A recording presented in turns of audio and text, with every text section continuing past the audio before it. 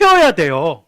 아이들은 감각이 있어야 되고 디자인이 중요해요. 몸이 좀 불편해도 감각이, 왜 아이들이 여러분 같은 입으시겠어요? 그 허리 밑으로 내려오는 배바지? 저도 못 입어요. 아니 이게 흘러내릴까봐 저 한번 입어봤는데요. 흘러내릴까봐 이게 엉덩이 밑에 걸쳐있는데 못 입어요. 그 불편한 걸 왜 입어요? 걔네들은 입어요. 불편해도 돼요. 그게 멋있는데요. 찢어진 청바지예요. 요새는 이제 좀 있지만 찢어진 청바지요? 아유, 꼬매 입어야지. 왜 그리고 다녀요? 그게 패션이에요. 감각이 살 수 있으면은요, 감각이 중요하죠. 그거 불편해도 돼요. 근데 어른들은요, 왜 감각이 중요해요? 편해야지, 옷은. 다른 거예요. 다른 거예요. 굉장히 교회 안에 아이들이 있으면 좋겠다. 청소년들이 있었으면 좋겠다. 실제로 굉장히 우리는 필요로 하는데, 실제로 그들이 정말로 원할 때 다수의 어른들이 소수의 청년들을 위해서, 소수의 청소년들을 위해서 불편을 감수할 수 있을 것이냐, 실용성을 포기할 수 있을 것이냐, 그게 사실은 쉬운 문제가 아닙니다. 사실 그게 말처럼 쉬운 문제가 아니에요. 기성세대는 다음 세대와의 이 소통이 단절되어졌어요. 그리고 전통을 중요하게 생각하고요. 그리고 또 한 문제는 뭐냐면, 우리의 청소년들과 청년들은 교회에 대해서, 그리고 기독교 신앙에 대해서 사실은 질문이 많아요. 왜냐하면 우리 청소년들과 청년들은 믿어지지 않는 게 너무 많아요. 믿어라 그렇게 이야기를 하는데 이해 안 되는 게 너무나 많아요. 왜 저래야 되는지, 왜 어떻게 성경을 믿을 수 있는지, 하나님은 정말로 계시는지 믿어지지 않는 게 너무나 많아요. 그런데 별로 설명은 신통치가 않아요. 대답은 제대로 해주지 않아요. 그런데 믿음을 강요하고 어른들처럼 믿지 않는 교회의 다음 세대들을 보면서 걱정만 하고 있는 것이죠. 이 중요한 것은 교회가 다음 세대를 담을 수 있도록 체질을 바꿀 수 있는가, 문화를 바꿀 수 있는가, 그들의 필요를 채우고 그들을 향한 집중적인 투자를 할 수가 있을 것인가. 여전히 많은 교회들은 체질을 바꾸고 새 포도주를 담을 새 부대를 만드는 것에는 사실은 늘 망설여지고 변화를 꺼려합니다. 물론 우리가 잘 아는 게 있어요. 우리가 본질을 타협하라는 말은 절대로 아닙니다. 그리고 좋은 전통을 지켜가야 되는 것, 이것은 청소년들이 배워야 돼요.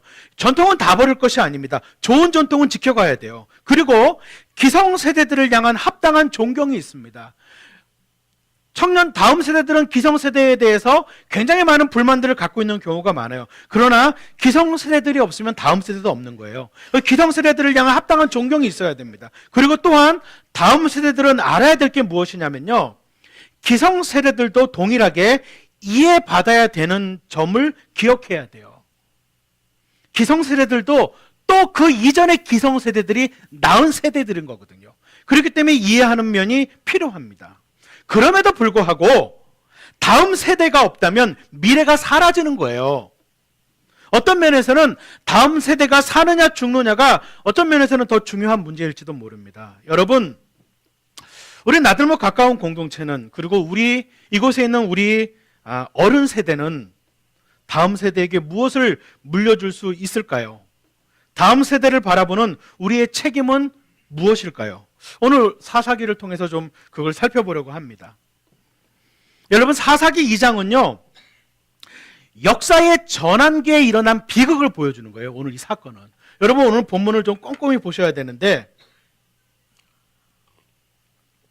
오늘 이 본문은 가나안 땅에 들어가서 여호수아가 죽고요, 여호수아가 죽은 다음에 여호수아와 함께 가나안 땅을 정복했던 어른 세대, 기성 세대들이 다 사라져가면서 역사의 전환기에 일어났던 비극이 오늘 사사기 2장에 나옵니다. 6절과 7절을 보면 어떻게 되어져 있어요? 6절과 7절 한번 보시겠어요? 여호수아가 모인 백성을 흩어보낸 뒤에 이스라엘 자손은 각각 자기가 유산으로 받은 땅으로 가서 그 땅을 차지하였다. 온 백성은 여호수아가 살아있는 동안에 주님을 잘 섬겼다. 그들은 여호수아가 죽은 뒤에도 주님께서 이스라엘에게 베푸신 큰 일을 모두 눈으로 직접 본 장로들이 살아있는 동안에는 주님을 잘 섬겼다.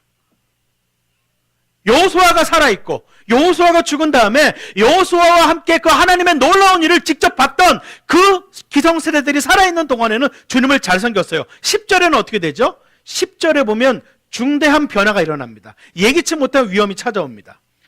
그리고 그 세대들도 모두 죽어. 어떤 세대예요? 여호수아와 함께 하나님의 놀라운 일을 목격했던 그 세대가 모두 죽어 조상들에게 돌아갔어요. 그들이 죽은 뒤에 새로운 세대가 일어났는데 그들은 주님을 알지 못하고 주님께서 이스라엘을 돌보신 일도 알지 못하였다는 거예요.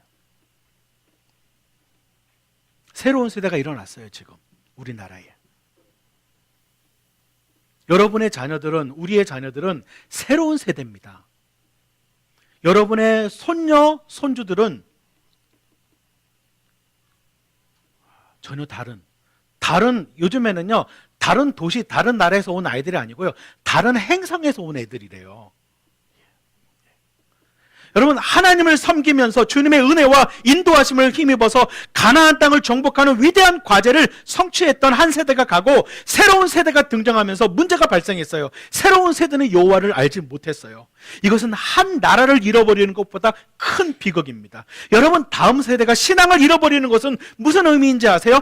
영원한 기업의 계보가 끊기는 거예요. 영원한 나라의 족보를 상실하는 비극이에요. 우리가 다음 세대에 신앙을 물려주지 못하는 것은 영원한 나라를 물려주지 못하는 것과 같다는 것이에요.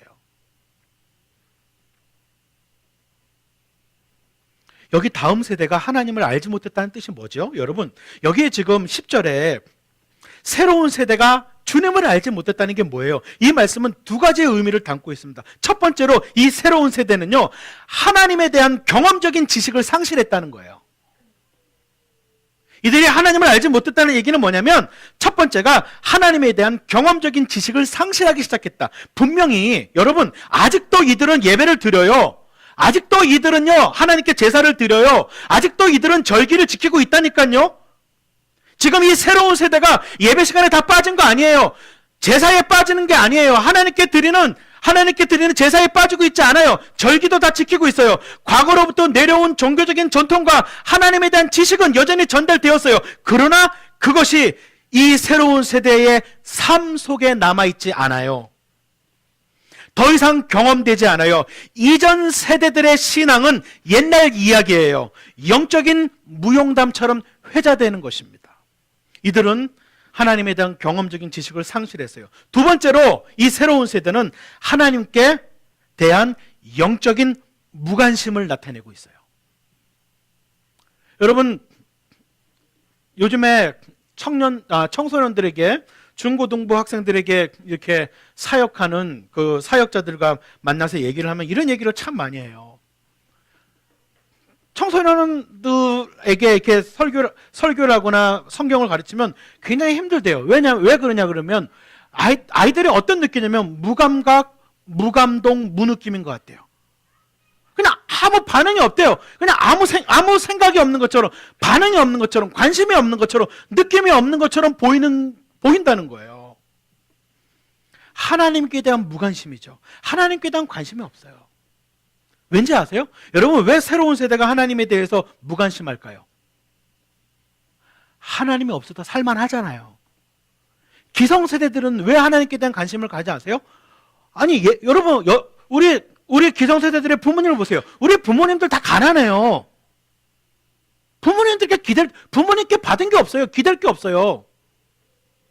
하나님을 바라보지 않고는 우리는 살 수 없는 세대예요. 아무 데도 소망이 없기 때문에 부모를 봐도 소망이 없고, 내 형편을 봐도 소망이 없고, 경제적으로 어려웠던 우리 나라의 상황으로 봐서도 아무 소망이 없었어요. 그러니까 하나님만 바라보죠. 요즘 새로운 세대들은요, 하나님께 무관심할 수밖에 없어요. 왜요? 하나님 없어도 살만하잖아요. 괜찮잖아요. 여러분, 사무엘상 2장 12절을 한번 볼까요? 나옵니까? 같이 한번 읽어볼까요? 함께 읽겠습니다. 시작. 엘리의 아들들은 행실이 나빴다. 그들은 주님을 무시하였다. 여러분, 이 엘리 제사장의 아들들에게서 발견할 수 있는 게 뭐냐면 하나님에 대한 영적인 무관심이에요. 이들의 아버지는 제사장이었고요, 또한 훌륭한 신앙인이었습니다. 엘리는 훌륭한 신앙인이었어요. 그러나 아들들은 하나님을 알지 못했어요. 근데 하나님을 알지 못했는데 하나님을 알지 못하는 게 아니고 어떻게 해요? 그들은 주님을 무시했어요. 여러분, 그들이 주님을 무시했다는 말이 무슨 말이에요? 돌아다니면서 나는 하나님을 무시해, 나는 하나님을 무시해, 나는 하나님이 없다고 생각해, 나는 하나님을 안 믿어, 하나님을 무시해 이러고 다녔다는 말이 아니지요. 여기서 하나님을 무시한다는 말이 그런 말이 아니죠. 이 엘리의 두 아들들은 성전에서 살고 있었고요. 그들은 예배 때마다 하나님의 메시지를 계속 들었고요. 그들은 모든 종교의식에 열심히 참여했고요. 그런데도 그들은 여호와 하나님을 알지 못했습니다. 즉 그들은 지적으로 하나님을 알지 못한 것이 아니라 가슴으로 경험으로 하나님을 알지 못했다는 것이에요. 진정한 의미에서 그들은 하나님을 모르고 있었다는 것이에요. 종교 생활은 여전히 했지만 그들의 삶 속에서, 일상 속에서, 선택과 결정 속에서 실제적으로 하나님은 무시된 거예요. 여러분, 예배 시간에 앉아있는 우리가 하나님을 난 무시해 이렇게 말하지 않아요. 근데 진짜 무시는 뭐예요? 내 삶에서 하나님은 선택의 기준이 아니에요. 내 삶 속에서 하나님은 결정의 기준이 아니에요. 무언가를 선택하고 결정할 때 하나님은 고려하지 않아요. 내 인생과 내 삶의 크고 작은 중요한 것들을 결정하고 선택할 때 하나님의 말씀과 하나님이라는 분은 고려되지 않아요. 그게 뭐예요? 그게 무시지요.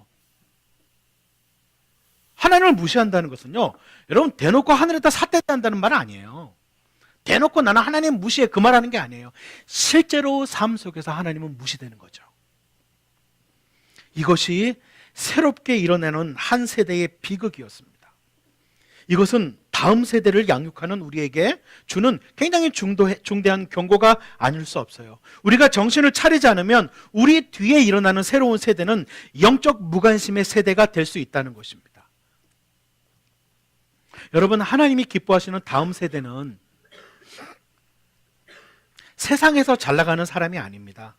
세상에서 성공하고 높은 자리에 올라가는 사람들이 아닙니다. 그것의 높낮이로 성공과 실패를 따지는 것은 세상의 가치관이지 하나님의 관점이 아니죠.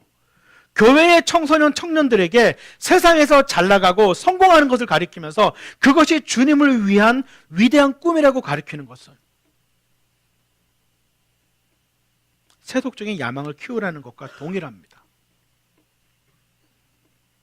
교회는 청소년 청년들이 하나님의 관점으로 세상을 보는 눈을 가리키고요, 성경의 사상으로 무장한 세계관과 가치관을 가리키고요, 일상 속에서 하나님을 경외하는 것을 가르치고요, 그리스도를 닮아가는 인격을 가르치고요, 그리스도의 몸인 교회를 사랑하는 마음을 가르치고요, 하나님과의 교제를 즐거워하는 것을 가르치고요, 세상을 향한 책임과 헌신을 가르쳐야 합니다. 이것은 말이 아니라 교회의 어른과 선생들이 삶과 행동으로 보일 때만 가능한 것이에요. 우리는 때때로 실수합니다. 우리는 때때로 실수와 잘못합니다. 근데 우리 청소년들과 청년들은 어른들이 실수하는 거에 대해서 불만 갖지 않아요. 여러분 아세요? 우리의 자녀들은요, 우리가 실수하는 거에 대해서 불만을 갖지 않습니다. 그 실수에 대해서 인정하지 않는 것에 화가 나는 거예요.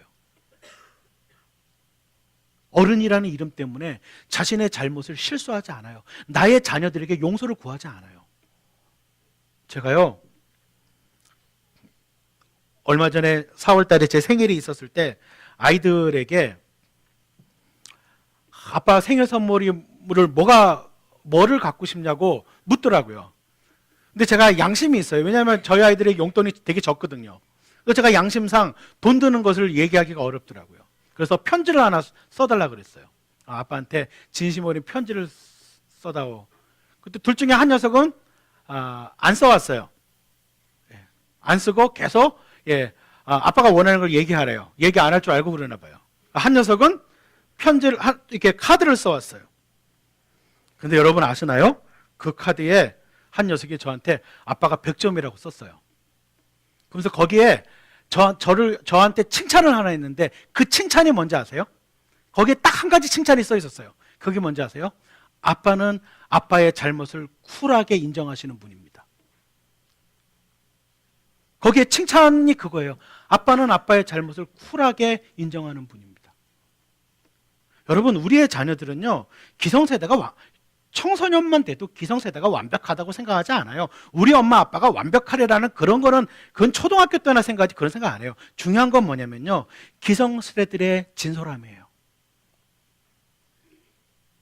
때로는 실수와 잘못을 솔직하게 인정하고요, 그럼에도 불구하고 우리가 노력하고 있다는 진정성을 보일 때 그걸로 아이들은 닮아와요. 그걸로 다음 세대들은 닮아옵니다. 그걸로 다음 세대들은요, 어른들을 존경해요. 여러분, 다음 세대만이 아니에요. 지금의 여기 계시는 우리 기성세대들, 우리 어른 세대들, 여러분 지금 여기 계시는 어른 세대들도 그 전 세대가 볼 때는 다 다음 세대였지 않으세요? 지금의 기성세대들도 우리의 어린 시절에, 여러분의 어린 시절 기억하시나요? 저는 제가 어릴 때 다니던 교회들을 지금도 기억해요. 우리의 어린 시절의 가난과 배고픔 속에서 하늘만 바라보면서 예배당 마룻바닥에서 눈물로 기도했던 선조들을 지금도 기억해요. 저는 그런 할머니 권사님들을 지금도 기억해요.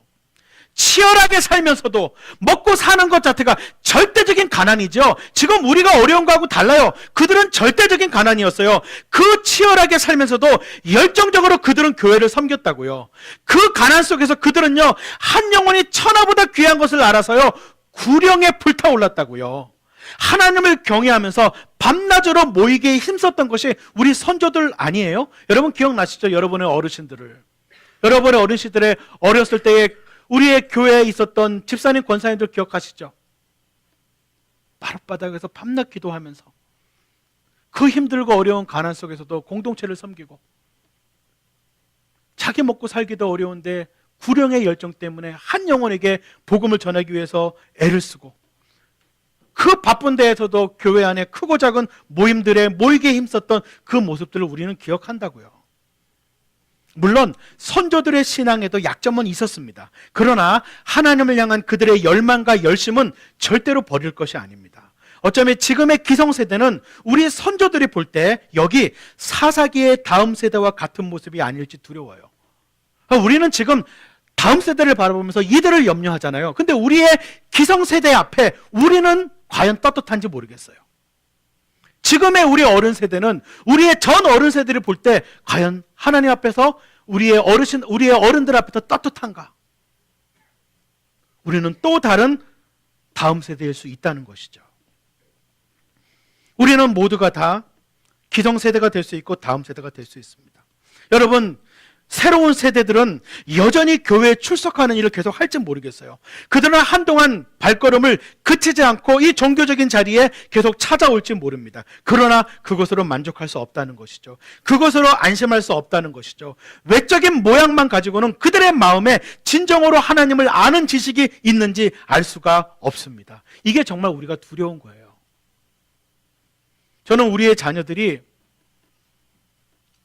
어머니 아버지의 체면을 위해서, 어머니 아버지의 입장을 생각해서, 어머니 아버지의 간절한 바람을 눈 감지 못해서 이곳에 나올 수도, 종교적인 예식에 참여할 수도, 신앙생활을 하는 것처럼 보일 수도 있지만 그들의 가슴 속에 뭐가 있는지, 그들의 내면 속에 뭐가 있는지 정말 생각하면 두려워요.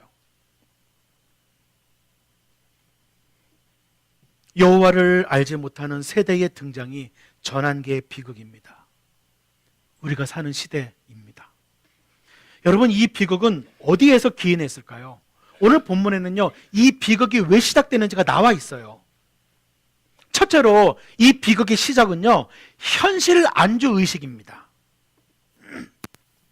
현실을 그대로 유지하고 싶은, 더 이상의 모험과 더 이상의 희생을 감내하지 않으려는 자세, 주어진 현실에 만족하고 임해하면 됐지, 난 이제 움직이기 싫어, 나는 더 이상 움직이기 싫어라는 생각에 젖어 있는 거예요. 여러분 잘 보세요. 사사기 1장을 보면 이스라엘 백성들은요, 여호수아가 죽은 직후에도 배색을 정복하는 모습을 보여줘요. 아직도 그때는요, 야성이 사라져 있어요. 그들은 전환기에 용감하게 전진해서 승리를 쟁취해요. 그런데 시간이 지나가면서 백성들 사이에 전투에 대한 부정적인 생각들이 막 일어나요. 가나안 땅을 정복하려는 하나님의 명령은 희미해져 가요. 왜 그랬을까요? 하루아침에 이렇게 된 거 아니잖아요. 가나안 땅에 들어가기 전에는 여행 중이었으니까 그냥 그날 먹고 그날 살아요. 근데 가나안 땅에 정착해서 살아요. 여러분, 여행해서 막 다닐 때는요, 먹고 사는 문제, 거기에서 뭔가 부를 이루고, 거기에서 뭔가 집을 짓고, 거기에서 뭔가 내 것을 쌓는 것을 걱정하지 않아요. 광야에서 여행할 때는요. 근데 정착하면 어떻게 돼요? 거기는 집도 지어야죠. 거기서는 창고도 지어야죠. 거기서는 내 것도 쌓아야죠.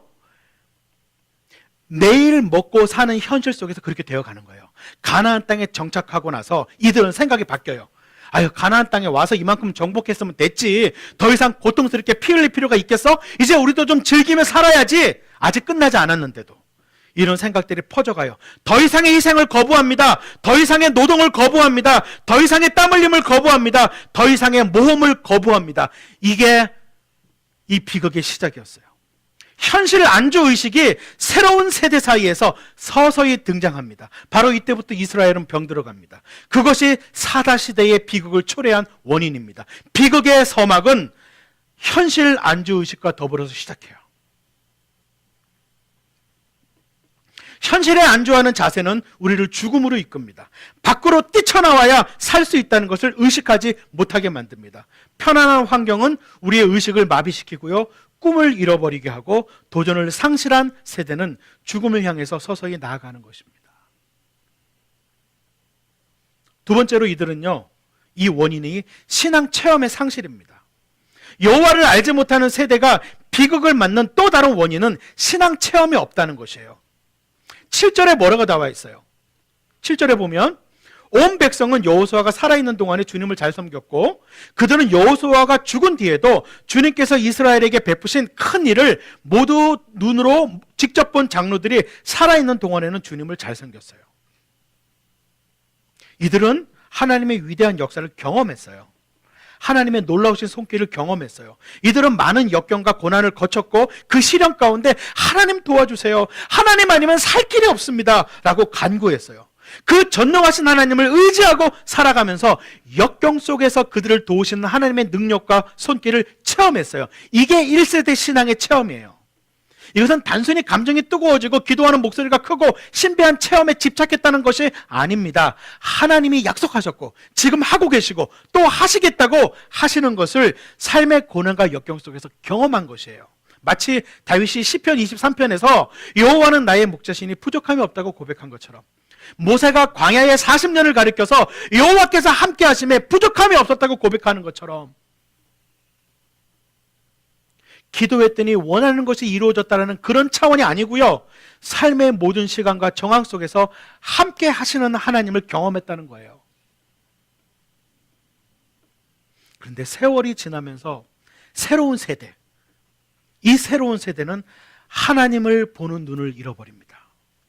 하나님의 음성을 듣는 귀를 점점 잃어버립니다. 이 새로운 세대의 특징이 뭔지 아세요? 그들이 보는 것은 현실밖에 없습니다. 여러분, 요즘에 고등학교 아이들이 학원에서 공부하고 학교에서는 엎드려 잔다는 얘기 들으시죠? 근데 그게 고등학교만이 아니에요. 대학도 마찬가지입니다. 저 대학 때 수업을 해봐서 알아요. 제가 대학교에서 강의를 해봐서 알아요. 아이들 대부분 다 엎드려 잡니다. 대학교 아이들이 대학교 1학년 때부터 공부하는 건요, 취업 공부밖에 안 합니다. 학문 안 해요. 대학교 1학년 때부터 대학교 4학년 때까지 아이들의 관심은요, 취업이 관심이에요. 대부분이 그래요. 다는 아니겠죠. 100%는 아니겠죠. 그러나 대부분의 아이들은요, 대학은요, 취업하는 길목이에요. 대학 졸업장을 따기 위해서. 학문이라는 걸 생각하는 게 아닙니다. 현실밖에 없어요. 요즘에 많은 대학생들이 현실밖에 없어요. 취업이 현실이죠. 먹고 살아야 되니까.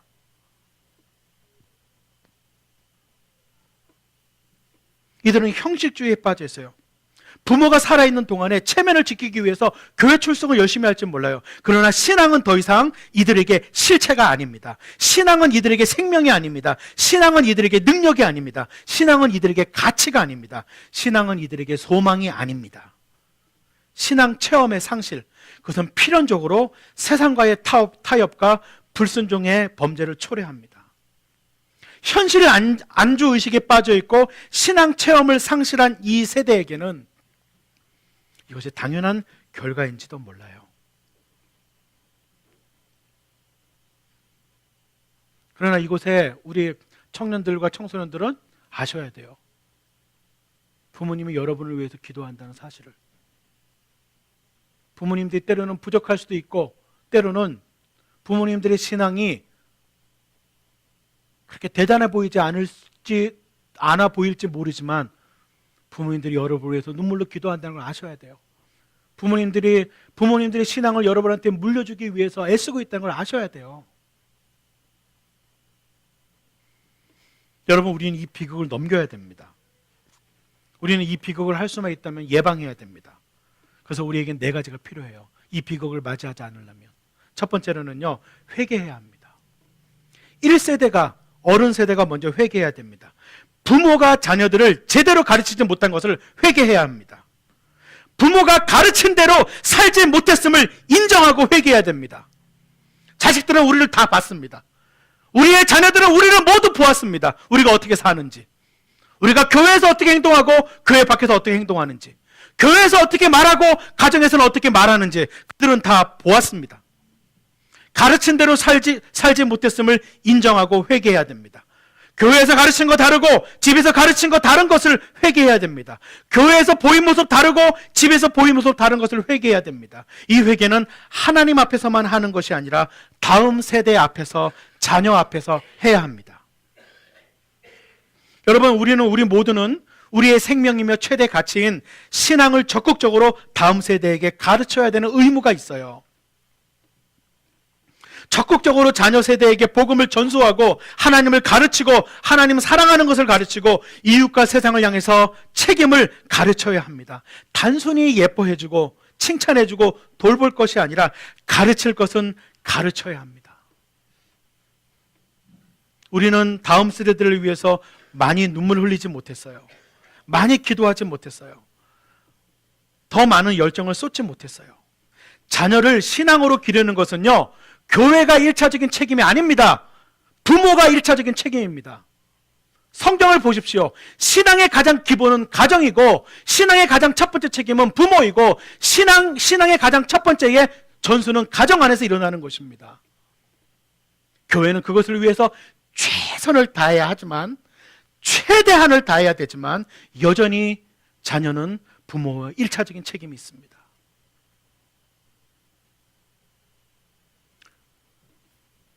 우리는 이것을 회개해야 됩니다. 자식에게 회개해야 됩니다. 얘들아, 내가 너희들 가르친 대로 살지 못했다.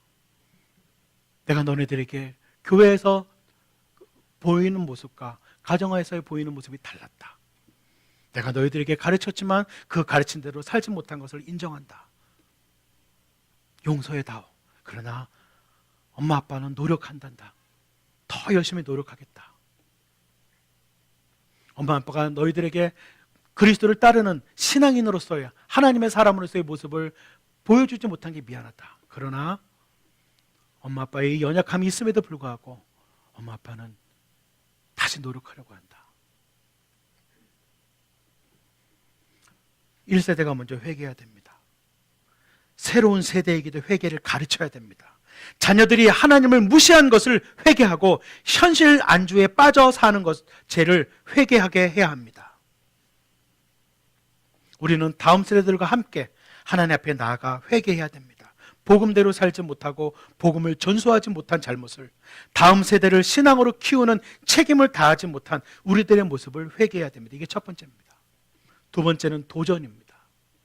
두 번째는 도전이에요.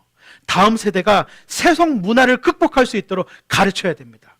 그리고 교회는 끊임없이 대한 문화를 만들기 위해서 애써야 됩니다. 여러분, 이 가나안의 문화가 어떤 문화였겠어요? 이스라엘 백성들이 가나안에 들어갔습니다. 이 가나안에 들어갔을 때 가나안의 문화는 어떤 문화예요? 가나안의 문화는요, 성의 문화예요. 쾌락의 문화예요. 불신앙의 문화예요. 거짓된 사랑과 거짓된 정의의 문화예요. 우리는 다음 세대들을 둘러싸고 그들을 죄짓게 만들고 있는 이 병든 문화에서 그들이 그것을 분별할 수 있는 눈을 기르고 담대하게 거슬러 갈 수 있게 해야 합니다. 우리는 자녀들에게 돈보다 위대한 신앙을 가르치고 우리 자신이 돈에서 해방된 자유인의 모습을 보여주어야 합니다. 참 어려운 문제예요. 근데 자녀에게 정직하게 얘기하면 돼요. 엄마 아빠도 돈 때문에 걱정이 많단다. 그리고 엄마 아빠도 돈 때문에 고민을 한단다. 고민이 없지 않단다. 그런데 하나님을 의지하려고 되게 애를 쓰고 있어. 하나님을 바라보려고 되게 노력하고 있어. 너희들도 그 마음을 좀 알아줬으면 좋겠다. 진정성이 제일 중요해요. 삶의 진정한 가치, 진정한 의미, 진정한 믿음을 추구하는 우리들의 모습을 통해서 자녀들에게 진정한 도전을 주어야 합니다. 여러분, 가정 안에서요, 하나님의 문화가 통용되고요, 교회 문화가 하나님의 방법, 하나님의 원리, 하나님의 원칙을 따르는 모습을 보여주어야 됩니다. 갈등을 풀어내는 방법, 사랑하는 방법, 정의를 실현하는 모습, 성공과 실패, 높고 낮음의 개념이 교회 안에서는 달라진다는 것을 보여주어야 됩니다. 교회 안에서는 빈부의 차별, 학력의 차별, 지역의 차별, 성차별이 사라지고 모두가 형제이고 자매임을 우리의 자녀들에게 보여주어야 합니다. 그럴 때 그들은 하나님의 문화를 알게 됩니다. 이런 문화는 교회 안에서만이 아니라 원칙적으로 하나님께서 온 세상에 드러내시는 문화임을 알고 세상 문화 속에서 드러내도록 우리의 다음 세대들에게 도전해야 됩니다. 우리의 다음 세대들이 갑질의 문화 속에서 작은 소자 하나를 존중하는 문화를 만들도록, 우리의 다음 세대들이 성과 쾌락의 문화에서 거룩의 문화를 만들어가도록, 남성 권위주의 문화에서 남녀 평등의 문화를 만들어가도록, 거짓과 속임수의 문화에서 정직과 정의의 문화로 살아가는 것을 가르치고 도전해야 된다는 것입니다. 그것을 우리의 다음 세대들이 교회에서 보도록 해야 됩니다. 가정에서 보도록 해야 됩니다. 세 번째는 비전입니다. 우리는 다음 세대에게 꿈을 심어줘야 됩니다. 여러분, 잘 생각해 보십시오. 이스라엘 백성들이 광야를 지날 때, 가나안 땅에 들어오기 전에 광야를 지날 때 수많은 시련과 어려움을 겪으면서도 지치지 않고 광야 40년을 끝까지 걸어갈 수 있었던 것은 뭐 때문일까요? 그죠? 물론 여러 가지 이유가 있겠죠. 그 중에 하나는 뭐예요? 가나안 땅의 꿈이죠. 하나님의 젖과 꿀이 흐르는 땅, 가나안 땅의 꿈이에요. 그런데 여러분, 젖과 꿀이 흐르는 약속의 땅한 비전 때문에 들어왔는데 그들이 왜 가나안 땅에 들어와서 주저앉아 버렸죠? 가나안 땅에 들어와서는 꿈을 잃어버렸어요. 가나안 땅에 가는 게 비전이었거든요. 근데 왔어요. 근데 그 다음엔 꿈이 없어요. 주저앉아 버렸어요. 더 높은 꿈이 없어요. 가나안 정복, 그거보다 더 높은 꿈을 이들은 잃어버렸어요. 꿈이 없으면 사람들은 삶의 의미를 잃어버려요. 집 한 채 사는 것이 목표인 사람은요, 집 한 채 사면 끝나잖아요. 대학에 들어가는 것만이 목표인 사람은 들어가면 놀잖아요. 회사에 들어가는 것만이 목표인 사람은 들어가면 일 안 하잖아요. 더 높은 꿈이 없기 때문에, 더 가치 있는 꿈이 없기 때문에, 이 땅에서 부귀와 영화를 누리는 것 그 이상의 더 중요한 꿈을 키울 수 없기 때문에 주저앉아 버리는 거죠.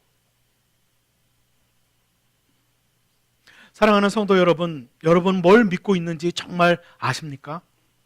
여러분 정말 뭘 믿고 있으십니까? 진짜 믿는 게 뭐예요? 세상이 왜 존재하죠? 하나님이 계시고 만들었기 때문에. 세상의 모든 것이 왜 이렇게 되었죠? 사람들이 하나님을 버렸기 때문에. 예수님이 이 세상에 왜 오셨지요? 사람들을 죄에서 구원하시고 하나님의 나라가 임하게 하기 위해서. 예수님이 오셔서 어떤 일들이 일어났습니까? 가난한 자, 소외된 자, 병든 자, 포로된 자들이 하나님께 돌아오고 세상에 하나님의 다스림과 통치가 시작되기 위해서. 예수님이 왜 다시 오시지요? 이 세상의 모든 악과 더러운 것과 불의한 것을 끝장내고 이 깨어진 세상을 하나님이 원래 계획하셨던 대로 완전하게 회복하고 치유하시기 위해서. 그래서 당신의 백성들과 영원한 나라에서 영원한 기쁨과 참된 행복과 자유를 누리도록 하기 위해서 오시는 거예요. 이거 믿으세요? 이게 역사예요. 이건 성경 이야기가 아니고요, 실제적인 역사입니다. 이건 성경 이야기가 아니고요, 현실의 세상에서 일어나고 있는 살아계신 하나님의 실제 역사입니다. 이것을 정말로 믿는다면, 이것을 정말로 진리라고 믿는다면, 이게 사실이라고 믿는다면 이런 역사의 흐름 속에서 우리는 생각해야 돼요. 이 역사의 흐름 속에서 내가 왜 일하는지 대답해야 돼요. 내가 왜 공부하는지 대답해야 돼요. 내가 왜 살고 있는지, 내가 무슨 꿈을 꾸고 있는지, 내가 어떤 목적과 어떤 계획을 가지고 살고 있는지 대답해야 돼요. 그리스도인의 꿈이라는 것은 인류와 세상을 향하신 하나님의 역사의식을 가질 때에만 발견할 수 있어요.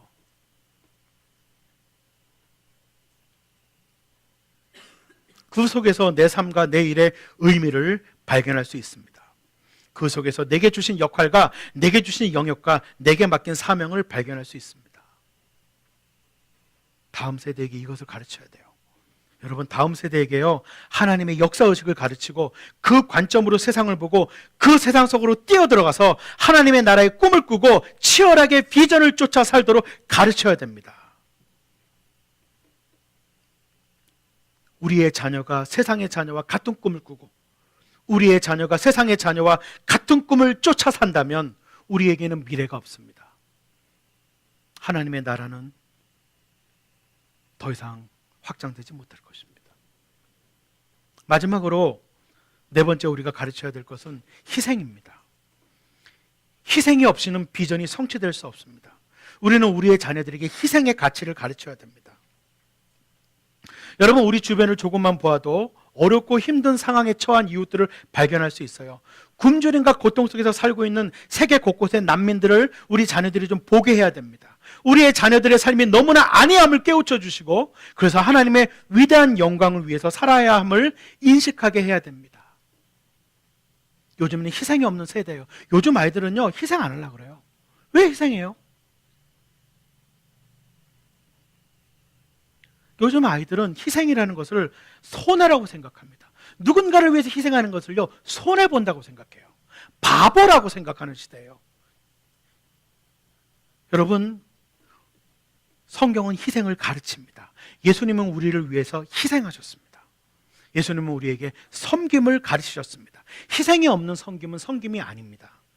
예수님은 우리에게 섬김을 얘기하십니다. 우리의 자녀들에게 희생을 가르쳐야 돼요. 여러분, 희생에는요, 다른 사람을 돕기 위한 희생도 있지만 하나님의 정의를 위한 희생도 있어요. 오늘 14절과 15절 한번 보세요. 14절과 15절 한번 보십시오. 다 보이시죠? 그러므로 주님께서 이스라엘 백성에게 크게 분노하셔서 그들을 약탈자의 손에 넘겨주셨으므로 약탈자들이 그들을 약탈하였다. 또 주님께서는 그들을 주위의 원수들에게 팔아넘기셨으므로 그들이 다시는 원수들을 당해낼 수 없었다. 그들이 싸우러 나갈 때마다 주님께서 그들에게 말씀하시고 맹세하신 대로 주님께서 손으로 그들을 쳐서 재앙을 내리셨으므로 그들은 무척 괴로워하였다. 이 말씀을 잘 보십시오. 여러분, 지금 이스라엘이 겪고 있는 고통이 왜예요? 이유가 뭐라고 말씀하세요? 죄와 불의 때문이에요. 하나님께 불순종하고 하나님의 정의에서 떠난 결과로 지금 이들은 어려움을 겪고 있어요. 근데 잘 보세요. 이상한 것은 아무도 그걸 말하지 않아요. 당신들이 하나님의 정의와 하나님의 의에서 떠나 있기 때문에 이런 어려움을 겪습니다라고 말하는 사람이 없어요. 잘못됐다고 외치는 사람이 없어요. 싸우러 갈 때마다 지금 계속 지고 있는데도 하나님께 죄를 지었다고, 하나님의 의를 회복해야 된다고 말하는 사람이 없어요. 15절에 보면 하나님이 분명히 말씀하셨음에도 불구하고 알고도 사람들은 말하지 않았다는 게 핵심이에요. 알고도 사람들은 말하지 않았어요. 모든 사람들이 하나님을 무시하는데 나만이 하나님의 뜻을 따르는 일에는 희생이 따르거든요. 모두가 불의를 행하는데 정의를 부르짖으면 희생이 따르거든요. 소위 대세를 거스르게 되면 나 개인의 희생을 감수해야 됩니다. 사람들을 개인적으로 만나보면 세상의 악과 불의에 대해서 걱정하고 분노하는 사람이 많아요. 그런데 모두 제자리에 주저앉아 있죠. 그들의 대답은 늘 같습니다. 대세가 그런데요. 대세가 그런데요. 여러분, 누군가 하나님의 꿈을 쫓고 하나님의 사랑과 정의를 추구하고 예수 그리스도의 비전을 따라간다면 그것은 우리 시대의 대세가 될 수 없습니다. 원래 기독교는 대세의 종교가 아닙니다. 기독교는 소수로 시작했고 가는 길도 좁은 길이고 주님께서도 그 길로 가는 사람은 매우 적다고 말씀하셨어요. 기독교의 타락의 시작은 대세의 종교가 되었기 때문입니다. 예수 그리스도를 따르는 길은 대세의 길이 아니에요. 그래서 희생이 필요합니다. 우리는 우리의 다음 세대에게 대세를 따르는 사람이 될 것인지 아닌지를 가르쳐야 합니다. 그런데 모르겠습니다. 우리는 우리의 다음 세대에게 대세를 따르는 사람이 될 것을 가르쳐 온 것은 아닌지 모르겠습니다. 그것이 오늘날 한국 교회의 현실이고 우리 교회의 현실이고 한국 그리스도인들의 가정의 현실이 아닌지 모르겠어요. 대세를 따르라, 얘들아. 말씀을 맺으려고 합니다. 왜 사사기의 다음 세대에는 용기 있는 자가 없었을까요? 왜 이 새로운 세대에는 정의를 이야기하는 자가 없었을까요? 왜 희생하는 자가 없었을까요? 그들은 모두 대세를 따르고 있었기 때문입니다. 적당히 대세를 따르는 사람은 세상을 바꾸지 못합니다. 대세를 따르는 공동체는 세상을 바꾸는 다음 세대들을 길러내지 못합니다. 하나님을 떠난 대세에 맞서서 용기 있게 자기를 희생할 수 있는 다음 세대가 길러질 때 세상은 더 나은 세상이 될 것이고 우리의 다음 세대는 우리보다 큰 일들을 할 것입니다. 우리에게는 그런 책임이 있습니다.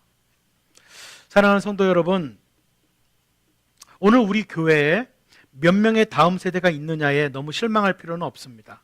우리가 키운 단 한 사람의 다음 세대가 하나님께 어떻게 쓰여질지 우리는 상상할 수가 없습니다. 우리 모두가 내 세대에 대한 책임, 그리고 다음 세대를 향한 책임을 갖고 나의 사명을 감당하며 새로운 세대에 하나님의 나라의 꿈과 비전을 이어갈 수 있게 하기를 간절히 소망합니다. 기도하겠습니다.